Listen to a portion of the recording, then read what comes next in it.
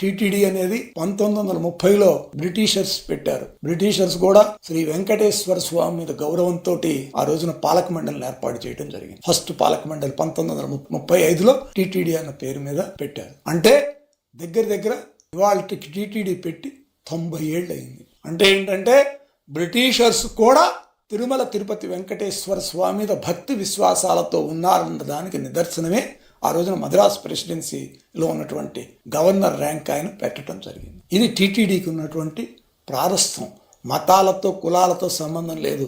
అందరూ దేవదేవుణ్ణి మనం ప్రార్థించుకుంటాం, కోరికలు కోరుకుంటాం. రకరకాల మనుషులు వస్తారు, బయట దేశాల నుంచి డాలర్ల రూపంలో ఇస్తారు, రకరకాల ఇవి ఉంటాయి. వీటన్నిటినీ కూడా దేవదేవుడికి సమర్పించుకోవటం మన ఆనవాయితీ. కొన్ని కోట్ల మంది వస్తూ ఉంటారు. అలాంటి చోట ఎప్పుడూ జరగని విధంగా 3 విశ్వాసాలు ఉంటాయి.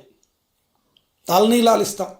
ఈ తలనీలాలు 3 ఏళ్ల క్రితం మన్మార్ దగ్గర ఈడీ వాళ్ళు పట్టుకుని ఇవి ఎక్కడివంటే టీటీడీ తలనీలాలు దొంగతనంగా పంపిస్తున్నారు బయట దేశాలకని చెప్పి చెప్పడం జరిగింది, పట్టుకోవటం జరిగింది.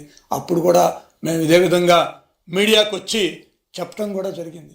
అయ్యా మీరేం చేస్తున్నారు అని అడిగాం. ఇది ఒక హిందూ మతం మీద దాడి.